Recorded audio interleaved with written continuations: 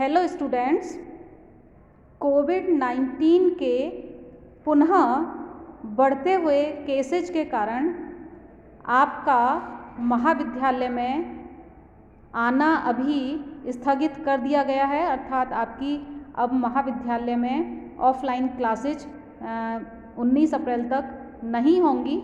इसलिए आपका जो अध्ययन है उसको सुचारू बनाए रखने के लिए हम वीडियो लेक्चर के माध्यम से अपना अध्यापन कार्य जारी रखेंगे। इसलिए आज हम डिटर्मिनेंट सारणिक का अध्ययन करेंगे। हमने पिछली क्लास में मैट्रिसेस के बारे में अध्ययन किया था। मैट्रिसेस में गुणा किस प्रकार करते हैं और यदि हमें शब्दों में कोई प्रॉब्लम दी हुई है, डिस्क्रिप्टिव फॉर्म में यदि कोई प्रॉब्लम दी हुई है, उसको कैसे मैट्रिक्स फॉर्म में रखते हैं और कैसे उसको सॉल्व करते हैं, हमने विस्तार पूर्वक पिछली क्लास में देखा था। उसको आगे कंटिन्यू करते हुए आज हम सारणिक का अध्ययन करेंगे। विद्यार्थियों, मैट्रिसेस के अध्ययन में आगे बढ़ने के लिए हमें सारणिक का अध्ययन करना बहुत आवश्यक होता है, क्योंकि सारणिक का ज्ञान प्राप्त करने के पश्चात ही हम मैट्रिक्स का प्रतिलोम इन्वर्स ऑफ मैट्रिक्स ज्ञात कर सकते हैं। विद्यार्थियों, जहाँ मैट्रिक्स का डायमेंशन कुछ भी हो सकता है, 2×3, 3×3, 3×4 हो सकता है, लेकिन जो सारणिक हैं वह केवल वर्ग मैट्रिक्स के लिए ही परिभाषित होते हैं। यानी कहने का मतलब है कि जो सारणिक है उसका जो डायमेंशन है वह केवल स्क्वायर फॉर्म में ही होता है। यानी जो सारणिक है वह 2×2 या 3×3 या 4×4 का हो सकता है। और दूसरी बात ये कि सारणिक का जो मूल्य है वह किसी एक संख्या के बराबर होता है और यह वर्टिकल लाइन से घिरा हुआ होता है। यानी हम इसको इस रूप में लिख सकते हैं। सारणिक का मूल्य ज्ञात करने के लिए हम उसका मान ज्ञात करते हैं। और सबसे पहले हम सारणिक का मूल्य ज्ञात करने से पहले हम एक चीज़ और जान लें कि सारणिक और मैट्रिक्स में क्या अंतर है। तो विद्यार्थियों, जब हमने मैट्रिक्स का अध्ययन पढ़ा था तो हमने देखा था कि मैट्रिक्स को हम ब्रैकेट्स के माध्यम से घेरते हैं, जबकि सारणिक को हम लंबवत रेखाओं के माध्यम से घेरते हैं। और सारणिक का मूल्य कोई एक स्केलर संख्या यानी एक संख्या के बराबर सारणिक का मूल्य होता है या स्केलर के बराबर सारणिक का मूल्य होता है, जबकि मैट्रिक्स का मूल्य उसके आयाम से निर्धारित होता है। केवल 1×1 का जो मैट्रिक्स होगा उसका ही वैल्यू एक नंबर, एक संख्या या एक स्केलर के बराबर होगा। और मैट्रिक्स का डायमेंशन में रो और कॉलम की संख्या अलग अलग हो सकती है, लेकिन जो सारणिक है उसमें रो और कॉलम की संख्या बराबर होती है। यानी सारणिक केवल स्क्वायर मैट्रिक्स के लिए ही परिभाषित होता है। इसके अलावा भी एक चीज़ और, यदि हम किसी सारणिक को किसी एक स्केलर से गुणा करना चाहते हैं तो सारणिक का एक कॉलम या एक पंक्ति प्रभावित होती है, जबकि मैट्रिक्स के सारे एलिमेंट उससे प्रभावित होते हैं। यानी कहने का मतलब है, यदि किसी मैट्रिक्स को किसी संख्या से गुणा करना या भाग देना हो तो मैट्रिक्स के सारे अवयव उससे प्रभावित होंगे, लेकिन सारणिक में केवल एक पंक्ति या एक कॉलम ही उससे प्रभावित होता है। जहाँ तक सारणिक का मूल्य ज्ञात करने की बात है तो सबसे पहले हम ले रहे हैं सेकंड ऑर्डर या द्वितीय क्रम का सारणिक। इसमें आप देख सकते हैं कि द्वितीय क्रम के सारणिक का मूल्य एक स्केलर या एक संख्या के बराबर है और जिसको हमने विकर्ण जो है a1 b2 में से a2 b1 हमने घटाया है। यानी इस विकर्ण को लेंगे पहले और उसमें से दूसरा वाला विकर्ण हम घटा देंगे। तो कहने का मतलब ये है कि इस प्रकार हम सारणिक का मूल्य निकाल सकते हैं। सारणिक का मूल्य प्राप्त करने के लिए जो ए सारणिक है उसका मुख्य विकर्ण प्रिंसिपल डायगोनल के 2 एलिमेंट्स को गुणा करके उसमें से 2 अन्य एलिमेंट्स को तिरछा गुणा करके उसको घटाया जाता है। यहाँ हमने सेकंड ऑर्डर के सारणिक का मूल्य निकाला है। अब यदि तृतीय क्रम का सारणिक हो तो विद्यार्थियों तृतीय क्रम के सारणिक को सॉल्व करने के लिए सबसे पहले उसका विस्तार हमें करना होता है। तो ये विस्तार हम प्रथम पंक्ति के अनुसार कर सकते हैं, प्रथम कॉलम के अनुसार कर सकते हैं, द्वितीय पंक्ति के अनुसार कर सकते हैं, द्वितीय कॉलम के अनुसार कर सकते हैं। हमें पहले निश्चित करना होगा हम विस्तार किसके अनुसार कर रहे हैं। यहाँ सॉल्व करने के लिए मैंने प्रथम पंक्ति के अनुसार विस्तार किया है।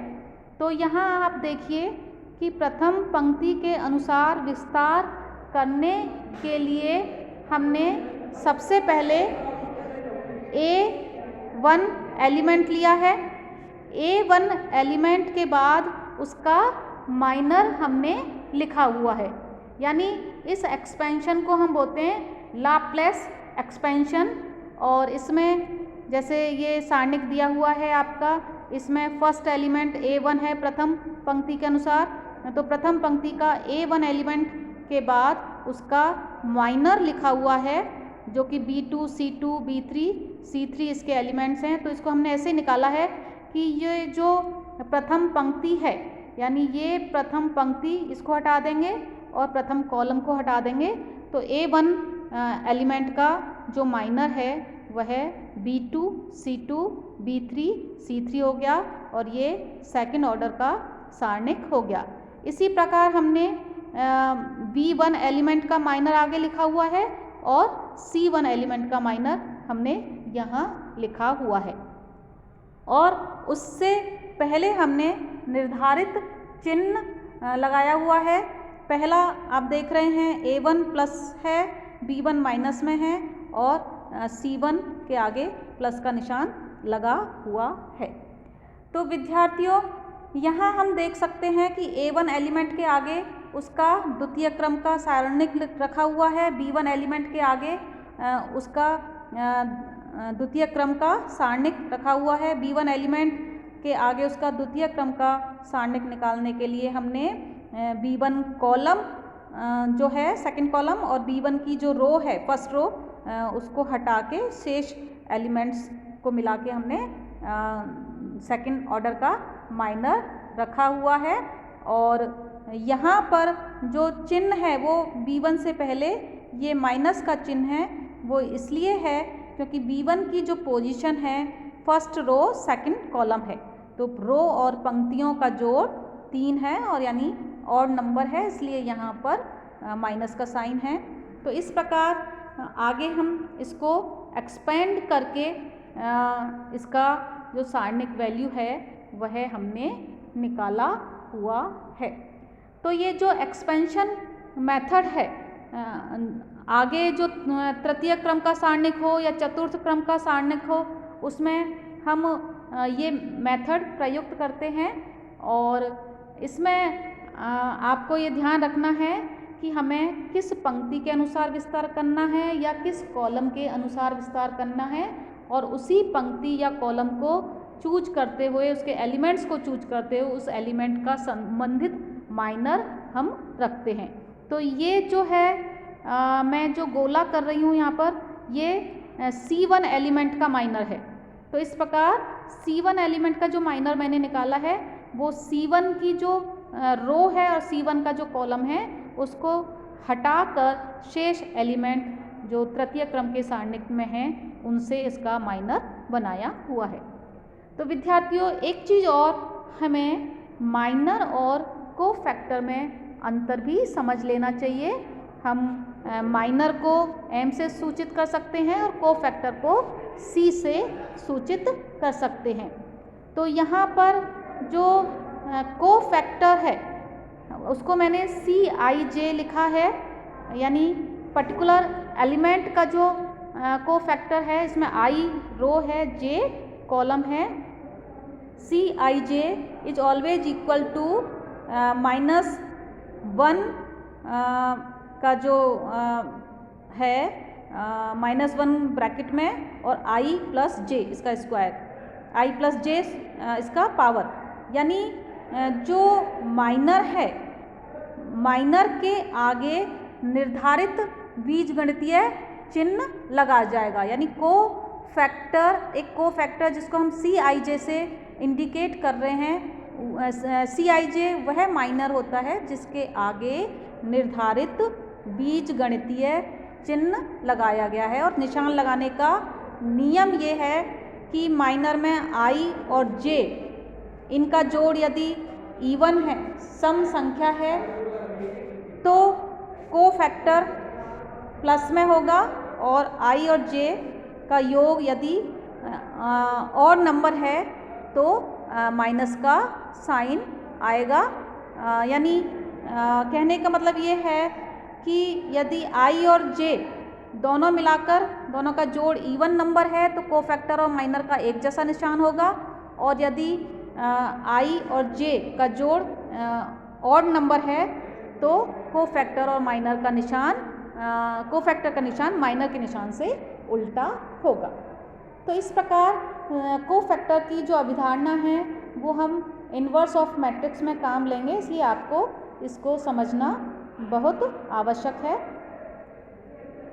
तो यहाँ पर विद्यार्थियों आप देख सकते हैं कि हम सारणिक का मूल्य ज्ञात करने के लिए हम इसको इस रूप में भी लिख सकते हैं। सारणिक का जो विस्तार करते हैं हम इस रूप में लिख सकते हैं कि जो आपको ये तृतीय क्रम का सारणिक दिया हुआ है, इस तृतीय क्रम के सारणिक को एक्सपेंड करके हम ऐसे लिख सकते हैं। प्रथम पंक्ति के अनुसार विस्तार किया हुआ है, a1 उसके आगे उसका कोफैक्टर प्लस b1 उसके फिर b1 से उसका कोफैक्टर मल्टीप्लाई करेंगे और c1 और उसका c1 इंटू उसका कोफैक्टर। यहाँ पर c11 जैसे आप देख रहे हैं कोफैक्टर ऑफ a1 है। विद्यार्थियों सामान्य रूप से हम सारणिक को इस फॉर्मेट में रखते हैं, यानी a11, a12, a13, a21, a22, a23, a31, a32, a33। यहाँ पर जो पहला नंबर है वो रो को इंडिकेट करेगा और दूसरा नंबर यहाँ पर कॉलम को इंडिकेट करेगा। जैसे a32 हम लेंगे तो तीसरा रो नंबर होगा और जो 2 है वो उसका कॉलम नंबर को इंडिकेट करेगा। और हम इसका विस्तार इस रूप में लिख सकते हैं, आप इसको देख सकते हैं, ये मैंने एक्सपेंड करके लिखा हुआ है कि सारणिक का जब मूल्य ज्ञात करते समय a11 इंटू उसका कोफैक्टर प्लस a2 इंटू उसका कोफैक्टर प्लस a13 उसका करस्पॉन्डिंग कोफैक्टर c13। माइनर लेने पर हम सूत्र इस प्रकार लिख सकते हैं, आप इस प्रकार भी इसको देख सकते हैं। अब विद्यार्थियों ये मैंने आपको प्रैक्टिकल प्रॉब्लम दी हुई है, यहाँ पर इस प्रॉब्लम को आप सॉल्व करिए और उसको अपनी कॉपी में सॉल्व करिए और इससे डिटर्मिनेंट की वैल्यू आपको निकालनी है। आप किसी भी पंक्ति या कॉलम के अनुसार डिटर्मिनेंट का विस्तार कर सकते हैं और उसके अकॉर्डिंग आप उसका मूल्य ज्ञात करिए। अब विद्यार्थियों इसके बाद हम बात करते हैं सारणिक की विशेषताएं, सारणिकों की जो मूल प्रॉपर्टीज़ हैं, बेसिक प्रॉपर्टीज़ हैं, हम उसकी बात करते हैं। तो पहली प्रॉपर्टी है कि यदि सारणिक की पंक्तियों या कॉलम को आपस में बदल दिया जाए, आपस में इंटरचेंज कर दिया जाए, यानी जो सारणिक है उसका ट्रांसपोज ले लिया जाए तो उसका वैल्यू नहीं बदलेगा। यहाँ पे न्यूमेरिकल एग्जाम्पल भी आपको दिखाई दे रहा है। द्वितीय क्रम का सारणिक मैंने दिखाया हुआ है, ये 2, 3, 1, 4। इसको हम यदि ट्रांसपोज कर दें, इसको रो को कॉलम और कॉलम को रो बना दें तो उसका वैल्यू वही रहेगा। दूसरी इसकी प्रॉपर्टी है कि यदि दो समीप की पंक्तियों या कॉलम को आपस में बदल दिया जाए तो सारणिक का अंकीय मूल्य नहीं बदलेगा, लेकिन उसका निशान चिन्ह बदल जाएगा। आप इसको देख सकते हैं कि मैंने यहाँ पर पहले कॉलम को दूसरा कॉलम बना दिया है और दूसरे कॉलम को पहला कॉलम बना दिया है, तो उसमें आप जो सारणिक का वैल्यू है उसका साइन चेंज हो जाएगा। तीसरी प्रॉपर्टी है, यदि किसी एक पंक्ति या एक कॉलम को किसी स्केलर, जैसे मान लीजिए हमने k से गुणा किया किसी एक पंक्ति या किसी एक कॉलम को, तो सारणिक का मूल्य भी k गुणा बढ़ जाएगा। और इसी विशेषता के आधार पर हम सारणिक में से कॉमन फैक्टर निकालते हैं। जैसे यहाँ पर ये सारणिक है, इसमें से मैंने 4 कॉमन फैक्टर ले लिया है और इसकी वैल्यू हम आगे कैलकुलेट कर सकते हैं। ऐसा करके हम सारणिक को आसानी से हल कर सकते हैं, उसको सरल तरीके से हल कर सकते हैं। तो आप देख रहे हैं कि मान लीजिए ये सारणिक है 1 2 2 3, ये वाला। इसको यदि मैं 4 से मल्टीप्लाई कर दूं एक रो को या एक कॉलम को, तो सारणिक का वैल्यू है वह 4 गुना बढ़ जाएगा। इसके बाद सारणिक की जो अगली प्रॉपर्टी है वह है यदि किसी एक पंक्ति या कॉलम को कोई मतलब एक पंक्ति या एक कॉलम दूसरी पंक्ति या कॉलम का कोई गुणा है, या 2 कॉलम या 2 पंक्ति समान है, तो सारणिक की वैल्यू 0 हो जाएगी। तो विद्यार्थियों, ये जो विशेषता है इसको हम प्रयोग में लाकर जो सारणिक है उसको कई बार बिना एक्सपेंड किए ही हम उसका वैल्यू ज्ञात कर लेते हैं। कहने का मतलब ये है कि यदि सारणिक के 2 कॉलम आपस में बराबर हों या 2 पंक्ति बराबर हों, या एक कॉलम या पंक्ति दूसरे कॉलम या पंक्ति का कुछ गुना है, कोई मल्टीपल है, तो सारणिक का मूल्य 0 हो जाता है। इसके अलावा सारणिक की विशेषता है कि यदि किसी पंक्ति या कॉलम में 2 पद हैं, तो सारणिक को 2 सारणिकों के जोड़ के रूप में हम व्यक्त कर सकते हैं। यहाँ आप देख सकते हो कि जो पहला कॉलम है उसमें 2 पद हैं, तो हम इस सारणिक को 2 सारणिक के रूप में जोड़कर लिख सकते हैं। यदि 2 पद आपस में घटाए हुए हैं, जैसे a minus b minus c होता, तो हम इन एक सारणिक में से दूसरे सारणिक को घटा देते। तो इस विशेषता को भी हम सारणिक को सॉल्व करते समय काम में लेते हैं। इसके अलावा एक और कि यदि किसी कॉलम या पंक्ति के प्रत्येक एलिमेंट को किसी संख्या से गुणा करके उसे दूसरे कॉलम या पंक्ति में जोड़ा जाए या घटाया जाए, तो सारणिक का मूल्य नहीं बदलता। यानी जैसे यहाँ पर ये सारणिक दिया हुआ है छोटा सा a 2/2 का a b c t।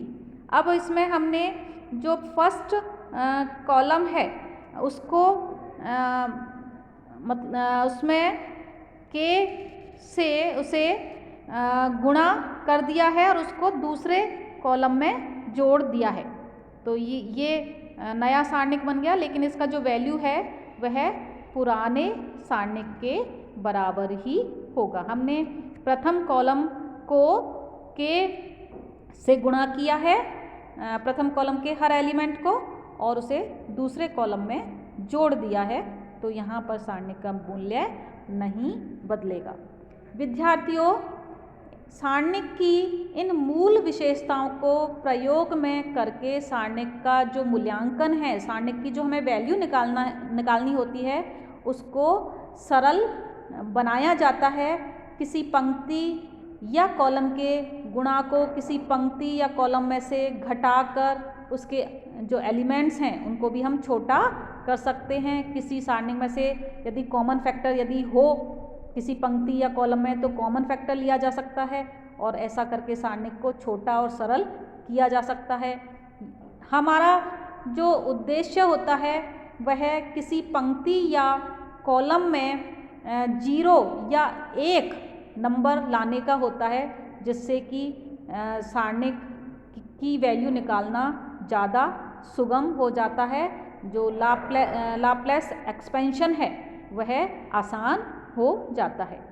तो अब इन विशेषताओं का प्रयोग करते हुए आपको सारणिक का मान निकालना है। तो आपको बेसिक जो प्रॉपर्टीज हैं सारणिकों की मैंने यहाँ डिस्कस की हैं। सारणिक की जो अवधारणा है उसको डिस्कस किया है।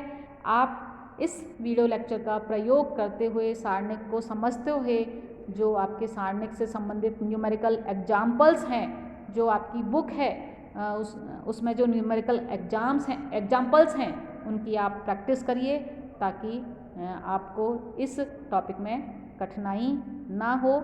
इसके बाद हम अगले वीडियो लेक्चर में इसको आगे बढ़ाएंगे।